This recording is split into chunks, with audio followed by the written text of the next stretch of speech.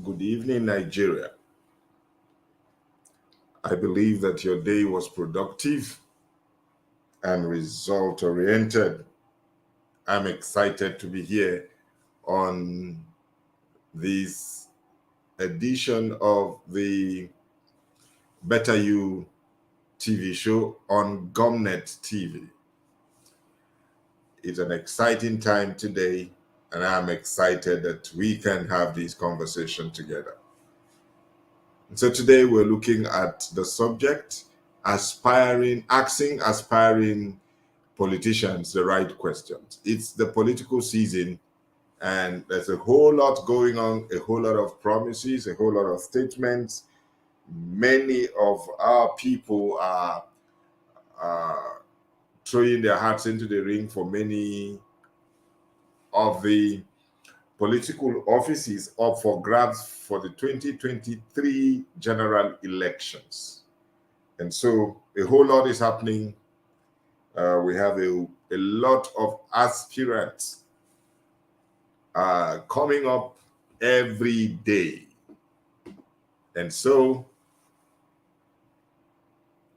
we have determined as a people, because of the experiences that we have had in the past, especially from this end at the Gomnet TV, along with a host of other Nigerians, that we're not going to let matters lying low. We're going to engage these politicians. We're going to ask the right questions. We're going to set out criteria for governance principles that they must feel and ensure that they are up to the game in terms of capacity before we cast ballots for them. Now, we may not be deciding factors at the level of the political parties. That is true, because it's not everybody that is a card-carrying member of political parties. But again, this kind of conversations will enable us to engage with those who will be part of the selection process in the primaries. And because this is very crucial, we are not letting things lying low. I say that once again. And so, Nigerians, we must wake up to our responsibilities, because the office of a citizen is the most important office in the land. And if indeed we are operating and practicing true democracy, then we must know that the real power is resident with the people. Okay? So you're welcome to Gomnet TV's weekly news and current affairs / live coaching Better You TV show. I'll be right back after the brief break. I'd like for you to hold your breath. We're going to engage in a very productive and result-oriented conversation today on this subject, asking aspiring politicians the right questions. I'll be right back. Don't touch that dial.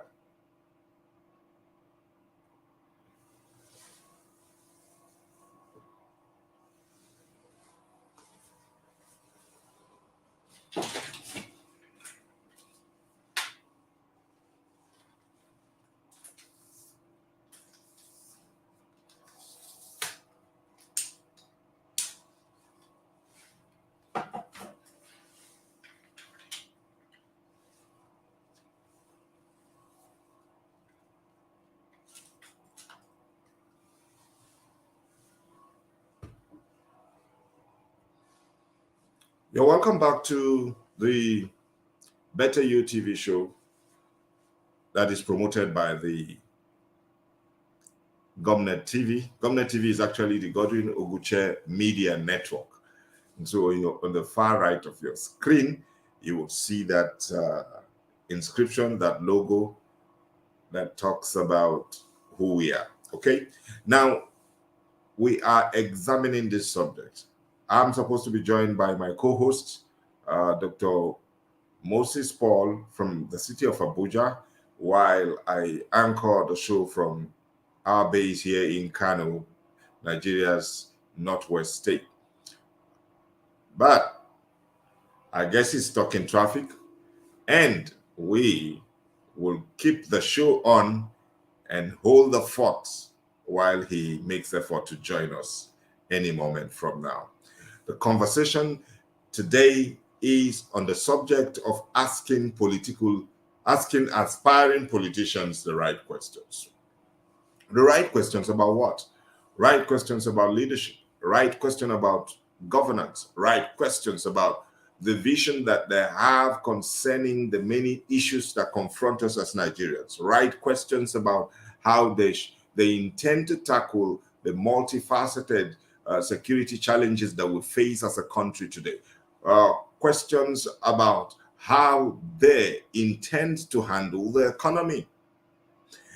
We will be asking questions and examining how they will handle healthcare, education, employment issues, provision of basic infrastructure from the urban to the rural areas.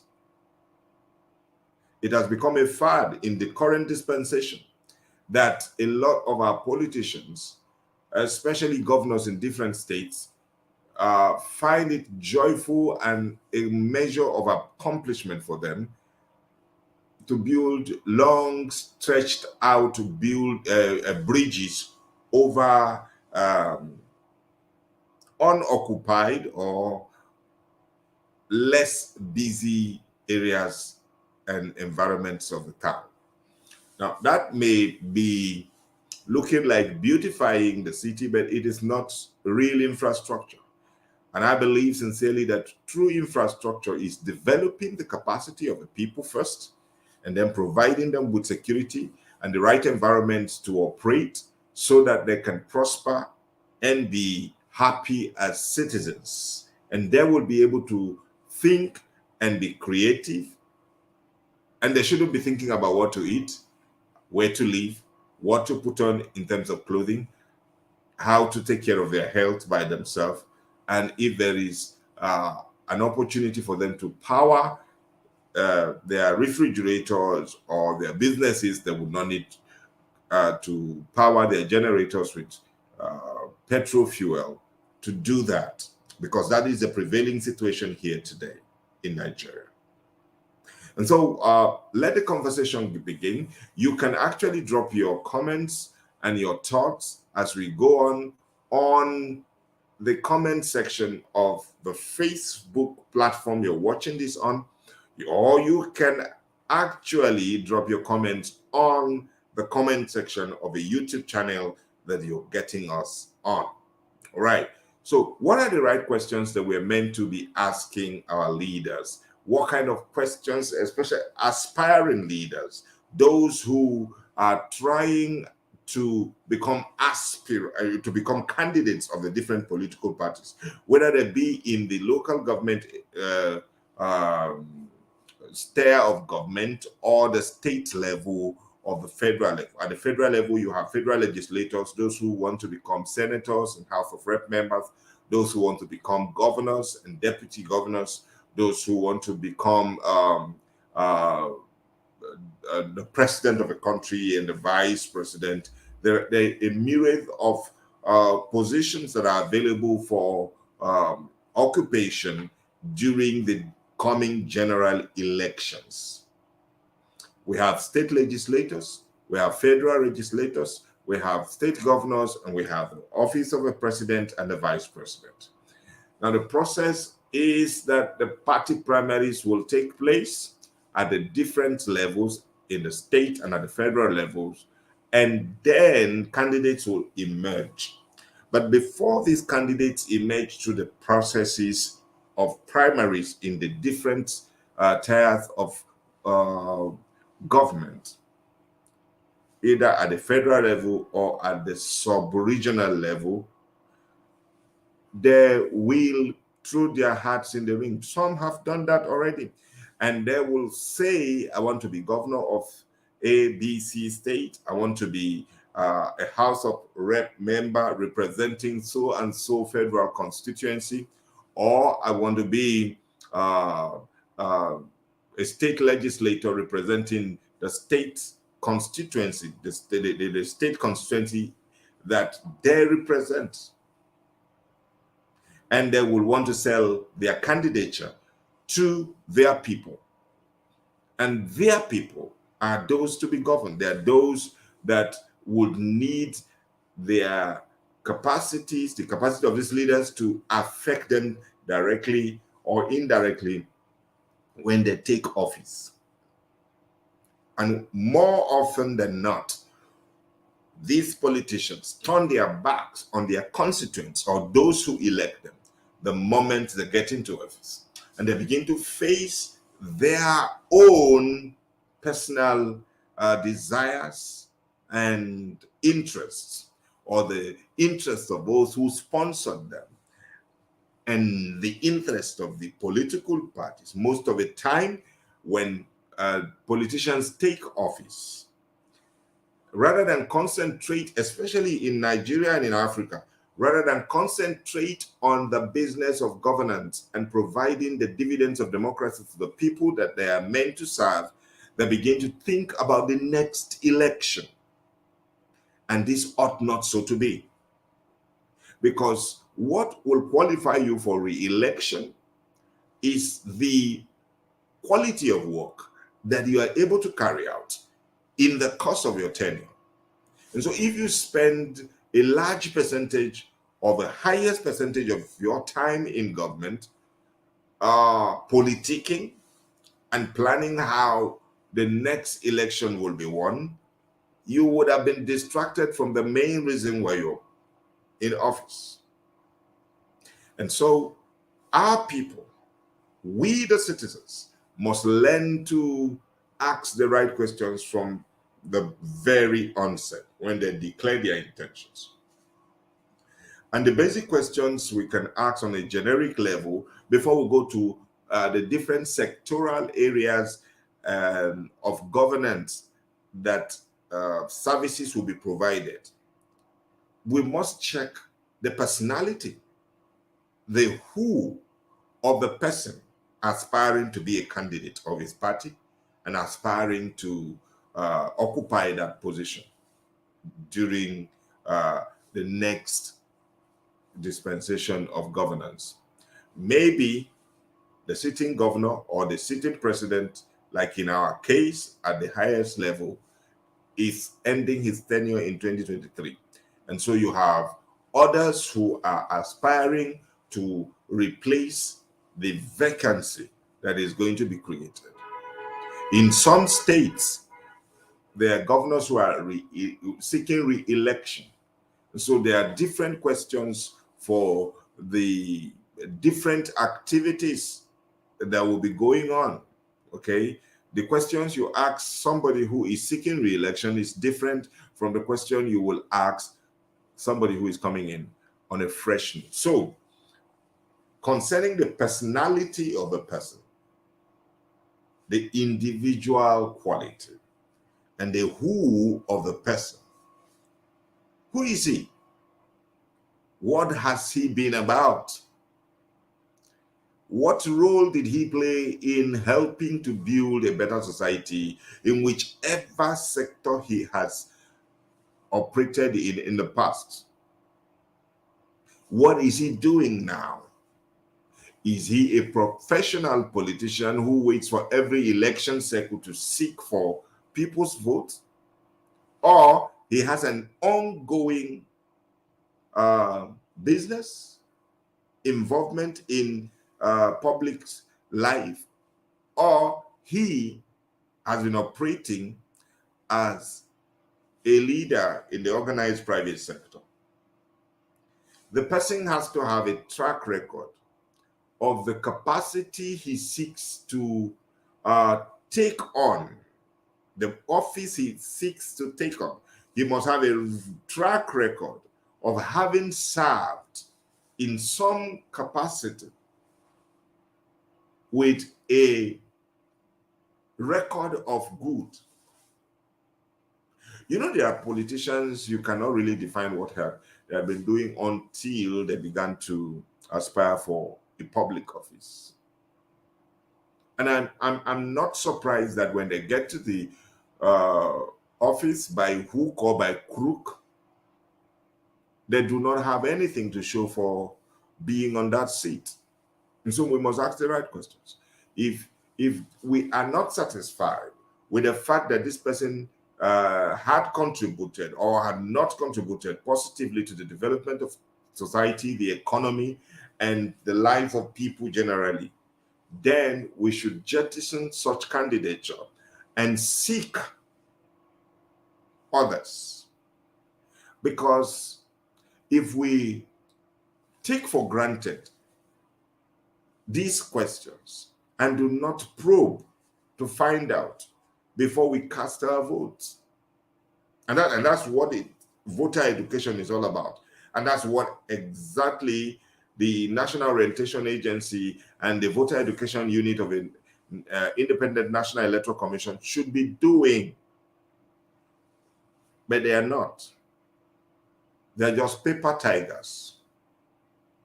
As a matter of fact, in the days of MAMSA, under the able leadership of Professor Jerry Garner, you would have constant, day in, day out rallies organized by MAMSA, the agency for mass mobilization that he headed under the IBB administration.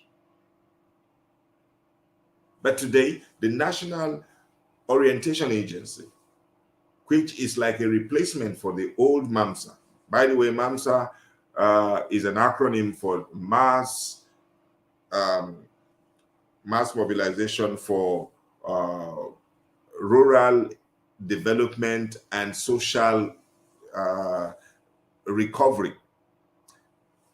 But that was a creation of a military regime. Today we have a NOA, National Orientation Agency, and there is no voter education. And so what I'm doing this evening is a measure of voter education that helps us to ask the right question. Who is this person? Where has he been? What has he been doing? Has he been contributing to the development of society? All the places he has worked or the positions he had occupied, whether in the civil service or in the private sector, has he come up with qualities that endeared him to those he worked with? How does he treat people? What is his track record of education?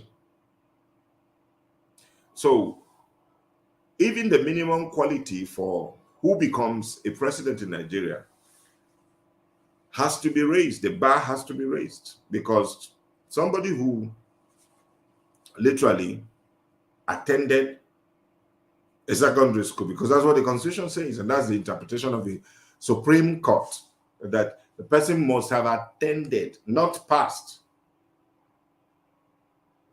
So the person must have attended a secondary school. If the person just attended and never passed, is he qualified to be a leader over others who are highly qualified? It is actually an aberration for me, and this is not to be prejudiced to those who elected him. But how can you have someone who is said to have attended a secondary school be the president over someone who is a professor of law? But such things are only applicable in our society, where we don't ask questions, we don't check the credentials of people, we don't check the antecedents, and then we allow sentiment, we allow religious inclinations to becloud our judgment, we allow regional sentiment, we allow tribal and ethnic jingoistic mentality to overshadow our desire, our right frame of thinking. And then we come up with leaders that will not add value to our society. We must not do that going forward. So the next election cycle is about a year away. So we must ask questions about the person's capacity to handle, for instance, we look at the office of a president and the office of a governor. These are executive positions, okay? The legislators are not executive in terms of implementation of policies, even though they make laws. But you see, the structure of Nigeria is such that whoever becomes the president becomes like the leader of a political system, such that even senators and House of Rep members, legislators at the state assemblies, kowtow to the whims and caprices of such a governor or a president. So let's look at the qualities we need for a Nigerian president. Number one, the person must be a nationalist, somebody who believes in the Nigerian project, somebody who is not qualified because he comes from one part of the country or the other, somebody who is a true Nigerian in terms of orientation and thought. Okay, and you can hear that when the person speaks. Okay, the person is not pretending to be a Nigerian because he wants to occupy the office of a president, but he is really a Nigerian by reason of his antecedents, the places he had worked, those he had worked with, the friends he had made across the length and breadth of a country, and who he is as a person in terms of character. And then we'll begin to examine the critical challenges that we face as a country. What is the capacity of this person with respect to handling issues of security? Has he spoken on security and tried to proffer solutions such that we can buy into his candidature by reason of how he is able to address the security challenges and how he intends to solve it? Does he understand the dynamics of the security challenges that we face right now? How does he want to handle the remnant of Boko Haram, because the current administration says that they have degraded Boko Haram or decimated them or made them to only be able to attack soft targets? Well, that is up for debate by those who believe or not that the Northeast Boko Haram insurgency, powered also by ISWAP, the Islamic State of West Africa province, whether they have been decimated indeed. So the person must understand the security economy, because the security challenge is an economy that is powered by those who are promoting it, because they are sponsors and there are people who are engaged in the real activity in the field, and they are in different formats now. So in the Northeast, you see have the insurgents, the Boko Haram and the ISWAP. In the Northwest, you have kidnappers and bandits that have been christened terrorists. I don't know what the name has to do with it, but I understand that when they are called terrorists, the military goes further against them and harder against them. So when they were called bandits, there are soft ways of attending to them. I don't understand that. But a killer is a killer. A killer is a terrorist, and it should be dealt with. The way you deal with an armed robber is the way you should deal with a terrorist or a bandit, because he's involved in criminality. But the person who wants to become president, has he outlined his vision on how to be able to counter these acts of terrorism? And what about the Fulani headsmen that have become gun-trotting headsmen that have terrorized farmers and farming communities across the middle belt section of the country? The person who wants to be president, does he have what it takes to be able to handle these kind of elements that have made life uncomfortable for our people? And there are secessionist elements in the Southeast. Some of them are in the Southwest. there are still skirmishes in terms of bandit activities in the Niger Delta. And so the entire country has been engulfed with a hydra-headed security challenges. How will a leader who aspires to be president, whose duties constitutionally is the safety of lives and property, how will he handle this? And he has to articulate it. He has to present it to us in a language that is clear and succinct. Otherwise, he does not qualify to lead.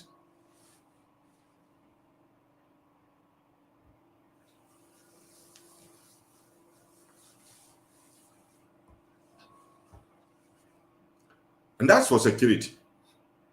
What about the economy?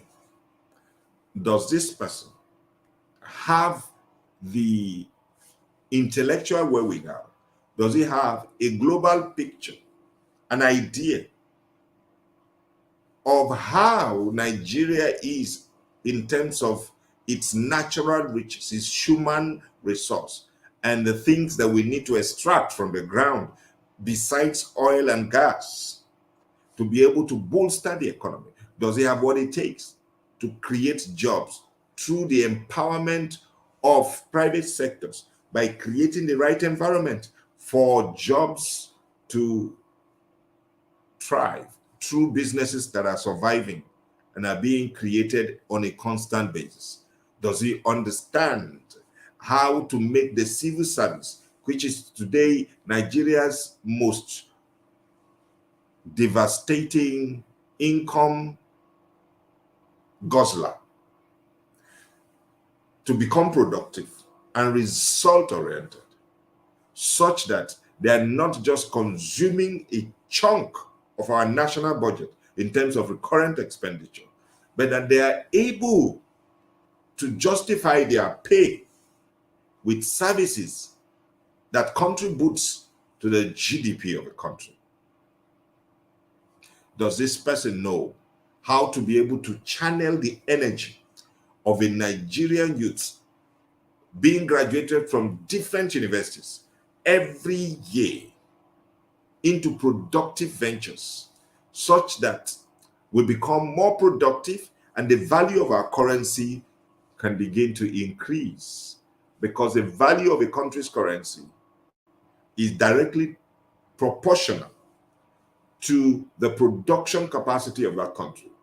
If more people outside of Nigeria are seeking to enter this country or seeking to buy stuff from us, and they begin to change their dollars, their Dutch mark, their Japanese yen, the German mark, and the South African currency into the naira, the demand for the naira becomes high, and then the value skyrockets.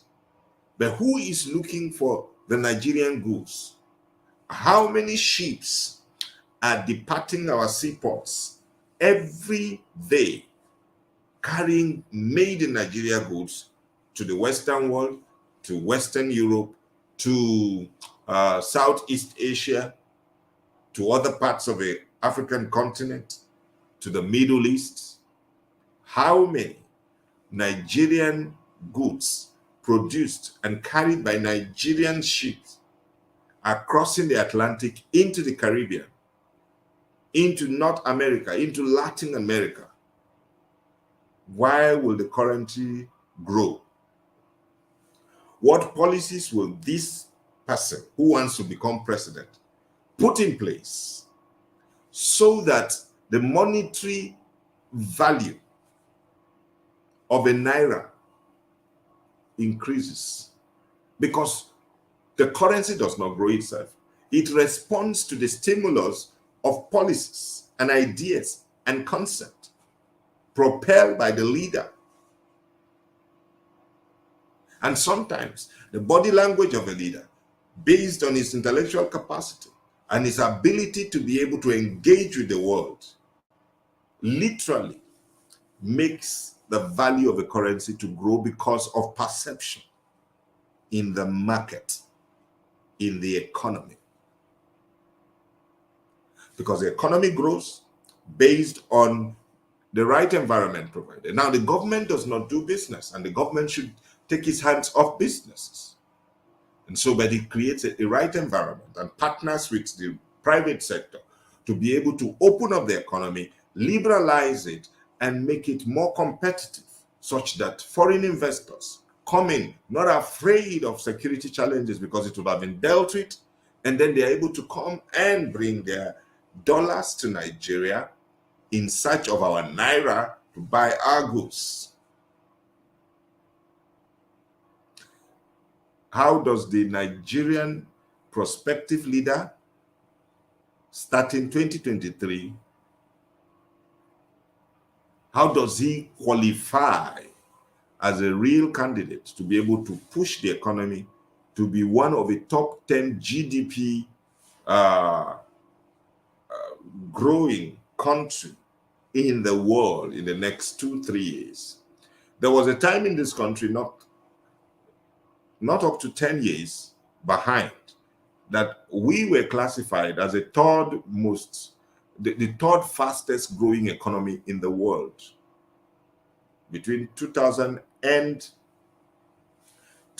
2013. And it had nothing to do with the price of oil.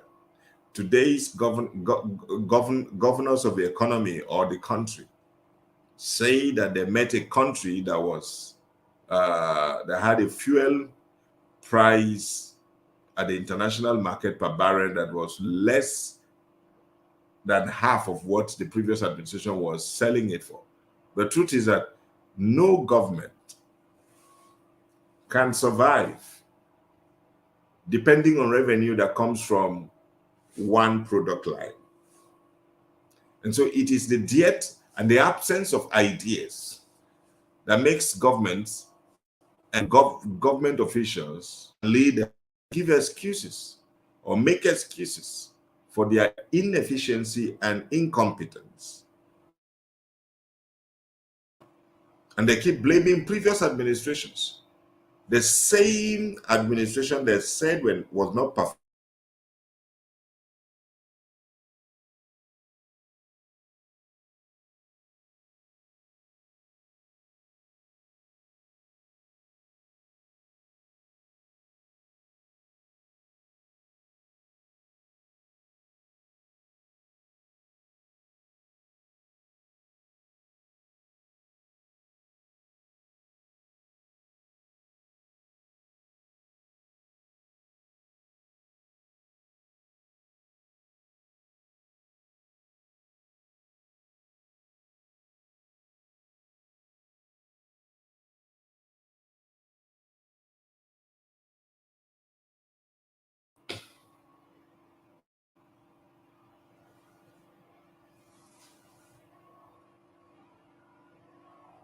All right, we had a little glitch there.